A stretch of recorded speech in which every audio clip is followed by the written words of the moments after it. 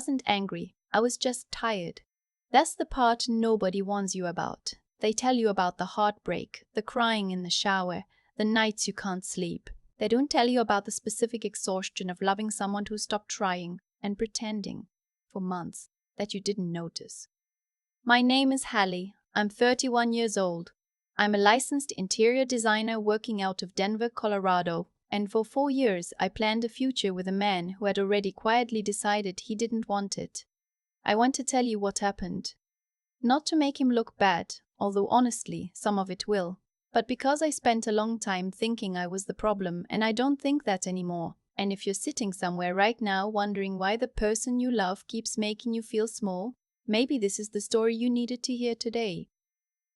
His name was Kevin. We met at a mutual friend's housewarming party in the fall. One of those easy ambient nights where everyone's slightly warm from mulled wine, and the conversation comes without effort. He was standing near the kitchen island, talking about a hiking trail he'd done in Rocky Mountain National Park, and he was specific about it. He named the elevation. He knew the exact spot where you could see 3 peaks at once. I liked that. I liked that he paid attention to things. We dated for 8 months before we moved in together. I was the one who brought it up, and he agreed without hesitation. That felt like a good sign. Looking back, I think I confused easy agreement with enthusiasm for a long time. We got a 2-bedroom apartment in the Reno neighborhood. The second bedroom was supposed to be a home office, but it became his gaming room almost immediately. I didn't mind. I had the whole living space to work with, and I was good at making a home feel like something worth coming back to. Warm-toned lighting, plants in the corners, a kitchen we actually cooked in. He proposed on our 2nd anniversary. We were in Estes Park for the weekend, standing on a trail at sunrise. He got down on one knee in the frost, and the ring was a round-cut solitaire on a thin gold band. It was simple and exactly right, and I cried, and he laughed a little at how hard I was crying. We were engaged for almost 2 years, and somewhere in that 2nd year, something shifted. I noticed it first in small things. The way he'd answer questions about the wedding with whatever you think, not as genuine deference, but as a kind of exit, like he'd already mentally stepped outside the room and was just waiting for me to catch up. I'd show him venue options, and he'd scroll through them the way you scroll through a newsfeed you're not really reading. He started keeping his phone screen down on the coffee table. I told myself that was just a habit. He started coming home later on Thursdays. He worked in commercial real estate, and late nights happened. I knew that. But it was specifically Thursdays, every week. And he'd come home quieter than usual. Not tired quiet, but somewhere else quiet. The kind where you can tell a person's thoughts are still in another place. I asked him once, casually, "Did something happen at work today?" He said, "No, why?" I said, "You seem distracted." He said, "I'm just tired, Hallie." And I said, "Okay." I said okay every single time. My best friend, Becca. She'd be my closest friend since college, the kind of person who says true things without apology. She came over in January of that year. We were having wine on the couch, and I was showing her the florist I'd booked, the color palette I'd chosen, a mood board I'd been building for 6 months. She listened, and then she set down her glass and said, "When's the last time he sat down and looked at this stuff with you?" I didn't answer right away. She didn't push. But I felt the question settle in somewhere, and I didn't like where it landed. The venue was a converted event barn outside of Boulder, $8,400 for the Saturday I'd reserved. We'd split it down the middle, but the deposit was on my credit card, and he kept saying he'd Venmo me his half when his next commission check cleared. That was October. By February, he still hadn't paid it. I stopped asking. I told myself I was picking my battles. In March, I found a receipt. I wasn't snooping. I was looking in his jacket pocket for the parking stub he said he'd put there, because I needed it to validate before we left the restaurant. And instead I found a receipt from a restaurant I didn't recognize. A Tuesday night, 2 glasses of wine, an appetizer, 2 entrees. He'd been home that Tuesday. He told me he ordered in because he was tired and didn't want to go out. I stood in the coat check area of our parking garage for probably 90 seconds, holding that receipt, feeling something very cold move through my chest. Then I put it back, exactly where I found it. I didn't say anything that night. What I did instead was start paying attention differently. Not paranoid attention, quiet attention. The kind where you stop narrating a story about why things are fine and you just watch what's actually in front of you. I noticed he never initiated conversations about the wedding anymore. I noticed he'd gotten cagey about his calendar, not dramatic about it, just subtly protective in a way that hadn't been there before. I noticed he flinched slightly when his phone buzzed while we were watching TV, just a small, involuntary thing, and then he'd pick it up at a casual pace that was just slightly too deliberate. I noticed all of this, and I said nothing. Becca asked me how things were going in April. I told her fine. She looked at me for a long moment, the way she does when she doesn't believe something but is deciding whether to say so. She said, "You're planning this whole wedding alone, Hal." I said, "He trusts my vision." She said, "That's not the same thing." She was right. I knew she was right. But there is something about having already said yes, about having already signed a venue contract and designed a seating chart and told your mother and your aunt and your childhood best friend that you're getting married. There is something about that investment that makes you very good at finding reasons to keep going. Sunk cost isn't just a finance term, it's an emotion. It's the specific way your chest tightens when you consider that the thing you've been building might not be real.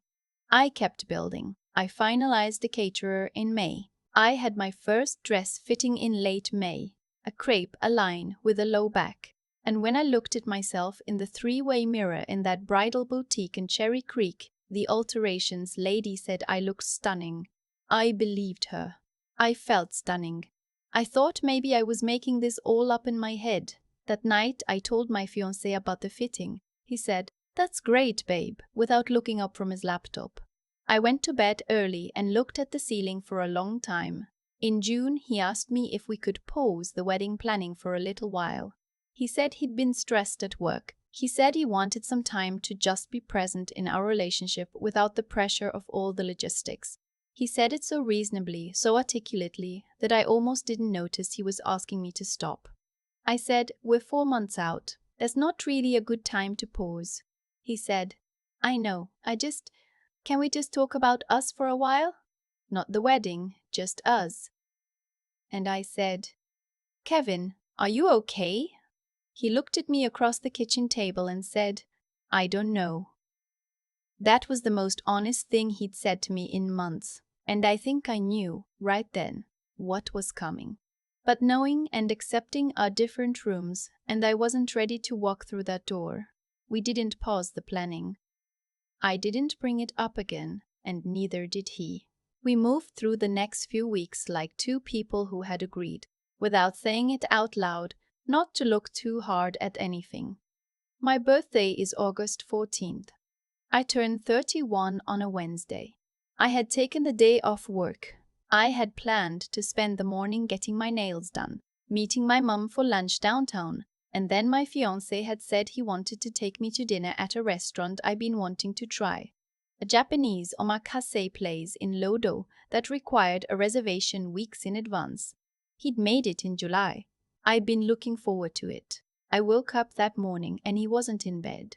That wasn't unusual. He left early sometimes, but there was no note. And when I checked my phone, there was no good morning text. I told myself he was probably planning something, a birthday surprise. I got ready slowly, had coffee, fed our cat. The morning went quiet in a way that felt specific. At 10:47 a.m., my phone buzzed. It was a text message. It said, "Hallie, I've been trying to find the right time to say this, and I know today is the worst possible day, and I'm sorry for that. But I can't keep pretending everything is fine. I've felt disconnected for a long time and I don't think I want to get married anymore. I'm staying with a friend right now. I'll reach out when I'm ready to talk about next steps. I'm really sorry, I read it twice." Then I put my phone face down on the counter. I stood in my kitchen for a few minutes looking at the window above the sink, at the October light coming through the half-open blinds. I noticed I wasn't shaking. I noticed I wasn't about to cry. I noticed something else instead. Something that felt almost embarrassingly like relief. Not because I didn't love him. I think I did. But somewhere in the last 6 months, loving him had started to feel like carrying something heavy in the wrong direction. And I had been so focused on not dropping it that I hadn't stopped to ask where I was going. I picked up my phone. I typed okay. Thank you for telling me. I hit send. Then I blocked his number. I know how that sounds. I know some people will read that and think I was cold or reckless, or that I should have called him, demanded answers, cried, fought for it. But I want to explain something. I had been asking for his attention for 8 months. I had been making myself smaller in increments, quieter, more patient, less demanding. I had watched him phone screen down his way through an engagement and told myself it was fine. I had held the deposit receipt in a parking garage and said nothing. I was done asking for things I had to beg for. Becca called me at noon. I told her what happened. She was quiet for a moment and then she said, "I'm coming over." I said, "It's my birthday." She said, "I know. I'm bringing tacos." She came over. We sat on my living room floor and ate tacos from my favorite place in Sunnyside, and she held my hand when I finally cried, which wasn't until the third taco which felt right. I cried for about 10 minutes, not ugly, not gasping, just the kind of tears that come when something has been pressing against the inside of your chest for too long and you finally give it a way out. Then we opened a bottle of wine and watched a terrible movie, and I felt by the end of the night genuinely okay. That was August. What came next was the part I hadn't expected. I had always been good at my job. I'd built a solid client base over 5 years, mostly residential work, the kind of projects where someone hands you an empty room and trusts you to make it into something that feels like home. I was good at that, but I'd been operating at about 80% capacity for the last year, distracted, emotionally occupied in a way that takes up space even when you're not thinking about it. After August 14th, I had space again. I called a commercial developer I'd met at a networking event the previous spring. He'd mentioned at the time that he was planning to renovate a boutique hotel property in the Highlands and was looking for an interior designer. I hadn't followed up. I'd been busy, or I'd told myself I was busy, but honestly, I think I'd also been unconsciously contracting my ambitions to fit the version of myself that Kevin seemed more comfortable with. The quieter version. The one who came home on time and didn't take on too much. I called him on August 17th, 3 days after my birthday. He remembered me. The project was still in early stages. He asked me to come in and present a concept. I worked on that presentation for 2 weeks with a focus I hadn't felt in years. I wasn't distracted by texts I was waiting for, or conversations I was dreading, or the low ambient hum of a relationship that wasn't quite working. I was just working. I got the contract in September. It was the largest contract I'd ever signed, $340,000 over 14 months. The hotel was 12 rooms plus a lobby, a bar and 3 shared spaces. It was the kind of project that could define a portfolio. The kind of project that opens other doors. I renegotiated the venue deposit in September. The barn had a 30-day cancellation window, after which the deposit was non-refundable. We were past that window, but I called the coordinator, explained the situation honestly, and asked what could be done. She was kind. She said they'd apply half the deposit as a credit toward a future event booking. It wasn't everything, but it was something. Kevin reached out in October. A text from a new number. I'd blocked the old one. He said he'd been doing a lot of thinking. He said he'd made a mistake. He said he thought he'd been scared, and he'd handled it badly, and he missed me, and he missed us, and he wanted to talk if I was open to it. I read the message standing in the hotel lobby I was mid-renovation on, paint swatches in one hand, my phone in the other. I thought about the deposit receipt in the parking garage. I thought about the Thursday nights. I thought about every time I'd shown him venue options, and he'd swiped through them like they were things that had nothing to do with him. I thought about the morning of my birthday, when I'd stood in my kitchen and felt relief. I put my phone in my pocket. I went back to the paint swatches. There was a warm terracotta I was considering for the main staircase wall. and I wanted to see it in the afternoon light before I committed. I did not write back. He tried one more time in November. A longer message that time, more articulate, more vulnerable. The kind of message that would have meant a great deal to me 12 months earlier. He said he'd been in therapy. He said he understood now what he'd been running from. He said he wasn't asking me to take him back, just to give him a chance to explain. I read it. I sat with it for a day. Then I typed, "I appreciate you saying all of this. I genuinely hope therapy is helping you, but I'm not in the same place anymore, and I don't think a conversation would change anything for me. I wish you well." I hit send. Then I blocked the new number too. Becca took me to dinner that Friday to celebrate, which sounds strange but felt right. We went to the Japanese omakase place in Lodo, the one he'd made a reservation for and never took me to. I'd made my own reservation this time.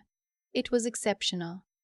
The chef explained each course quietly, unhurried, and everything arrived exactly as it should. I sat at that bar with my best friend in a city I love, eating the best meal I'd had in years, and I thought, not for the first time, about how much lighter I felt. Not smaller. Lighter. The hotel project finished in October of the following year, 11 months after the contract signed, 3 weeks ahead of schedule. It opened to genuinely good press. A boutique travel site did a feature on the interiors. There were photos everywhere, and the developer sent me a bottle of champagne with a handwritten note. 3 new clients came to me directly from that feature.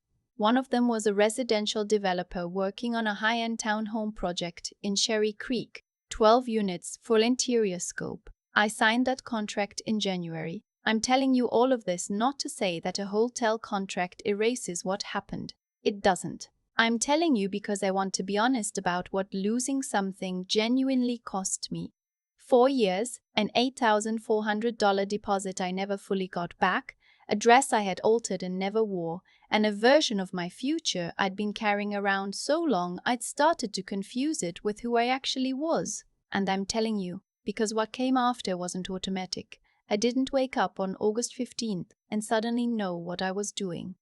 I woke up and I made coffee and I called Becca and I took one day. Then another. I stopped shrinking. I made the call I'd been putting off. I walked into that presentation and I pitched like someone who had nothing to lose, because in a way I didn't. The ring, a round-cut solitaire on a thin gold band, exactly what I'd wanted. I sold it in September. The jeweler offered me $2,200. I used it to upgrade my project management software and take myself to a long weekend in Santa Fe. The New Mexico light in October is something else, wide and golden and completely indifferent to your heartbreak. I sat on the porch of my casita the first morning and drank coffee and thought about almost nothing. It was exactly what I needed. Someone asked me recently at a dinner party how I'd bounced back so fast. I told her I didn't think I bounced. I told her I think I just finally stopped bracing for impact. And when I stopped bracing, I had both hands free again. She thought about that for a moment and said, "That's a good way to put it." I think so too. I don't know where Kevin is now. I don't think about it much. I hope he's doing the work he said he was doing genuinely.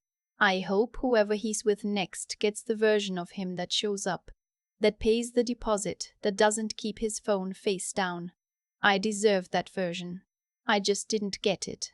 And I'm okay with that now. Not because the story ended perfectly, but because I stopped waiting for someone else to write the next chapter, and I picked up the pen myself.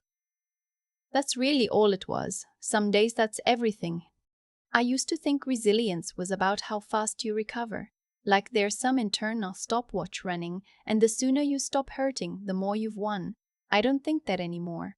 What I've come to understand, slowly, through the actual living of it, is that the outcomes in our lives are rarely random. They accumulate. Every small choice we make, every time we either show up or quietly check out, every moment we decide to tell the truth or reach for the easier version of it, those things add up. Kevin didn't leave me on my birthday. He left in increments over months, every time he put his phone face down and said, "I'm just tired." The birthday text was just the moment the accumulation finally became visible. And I have to be honest about my own side of that equation too. I stayed when I already knew. I paid deposits and booked florists and stood in a bridal boutique feeling beautiful, and I let myself believe that my effort could compensate for his absence. That is not wisdom. That is what happens when you love the future. You've imagined more than you're willing to see the present in front of you. I was not stupid. I was invested. An investment, when it tips into willful blindness, costs you more than money. The $8,400 venue deposit, the dress alterations, the 4 years, those rent taken from me. Some of them, honestly, I handed over while looking the other way. I'm not saying that to be hard on myself. I'm saying it because I think the most useful thing I took out of all of this was a sharper relationship with honesty. About what I was seeing, about what I was choosing not to see, and about the difference between the two. Integrity isn't just about how you treat other people. It's about how accurately you let yourself see your own life. And then there's the other side of it, what happened after. I called Marcus on August 17th, 3 days after my birthday, 2 days after I cried on the floor with Becca eating tacos. I made the call I'd been putting off for months, not because I suddenly had confidence, but because I had nothing left to protect. That call became a $340,000 contract. That contract became a feature. That feature brought new clients. None of that was luck. It was the direct result of finally having both hands free. Free from managing someone else's discomfort. Free from making myself quieter and smaller to keep the peace. That's the thing about carrying a weight you've gotten used to. You don't notice how much strength it's taking until you put it down. What I want you to take from Holly's story is not leave when someone hurts you, though sometimes that's exactly right. What I want you to take is this. Pay attention to what's actually in front of you, not the story you need it to be. Have the courage to act on what you see, even when acting is expensive and inconvenient and sad. And then, when the space opens up, use it. Don't wait until you feel ready. Use the space while you're still a little shaky, because that's usually when the most honest work gets done. Kevin came back in October. He came back in November. He said the right things. Therapy, regret, understanding. And maybe all of that was true. But I had already moved, not just forward, but into a version of my life that had no room in it for someone who needed months of absence to figure out what I was worth. Some things don't deserve a second conversation. Some doors are meant to stay closed. Knowing the difference, that's not coldness. That's one of the quieter forms of courage.